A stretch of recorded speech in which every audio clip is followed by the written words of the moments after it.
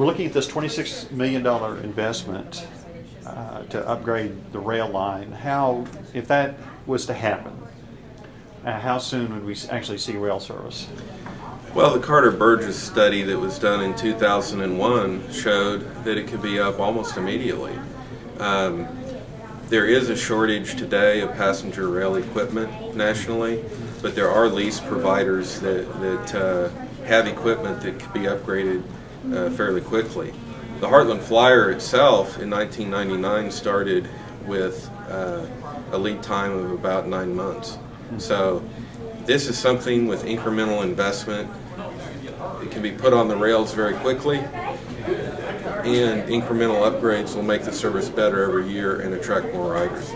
How many passengers would be able to ride back and forth? What kind of seating capacity?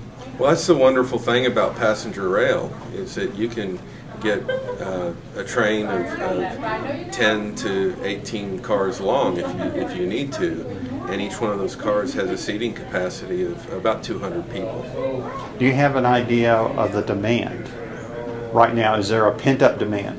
I believe that there is. The 206-mile route between Oklahoma City and Fort Worth is a stub-end route, and there are already 81,000 passengers that use that service every year.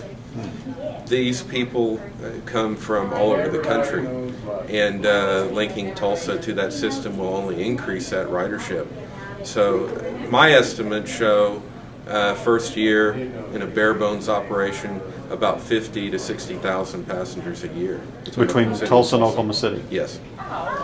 And any idea cost per trip? The cost round trip, I would estimate, between Oklahoma City and Tulsa would be about $35 round trip.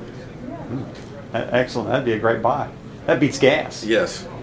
Amtrak is a very efficient way, fuel-wise, to transport people, and this is one of the great benefits. It provides the economic stimulus to our economy, while at the same time saving Oklahomans in wear and tear on their vehicles, and provides Oklahomans with the opportunity to be productive as they are moving between communities. So right now, this $26 million, that would upgrade it to a high speed? The $26 million would probably bring this up to an 80-mile-per-hour route, where possible. The geography between Oklahoma City and Tulsa is very hilly, and existing state rail infrastructure between the two communities is very curvaceous.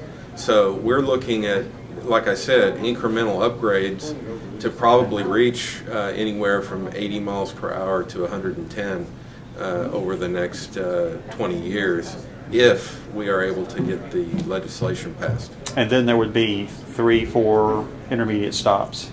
Right.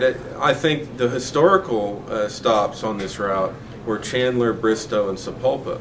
Of course, communities can lobby for stops. If Stroud wants a stop, they can go to the Oklahoma Department of Transportation and ask for a stop. And if they provide the proper business case, that can happen. Okay, great. Anything that you want to add? The economic impact for the Heartland Flyer today is already $18 million in communities on route. 1.4 million of that goes back into municipalities to support basic services for those communities. In addition, you have to consider that the train only costs state taxpayers $2 million a year in Oklahoma and $2 million in Texas. It's a great benefit. You can't even pave a mile of interstate for that $2 million.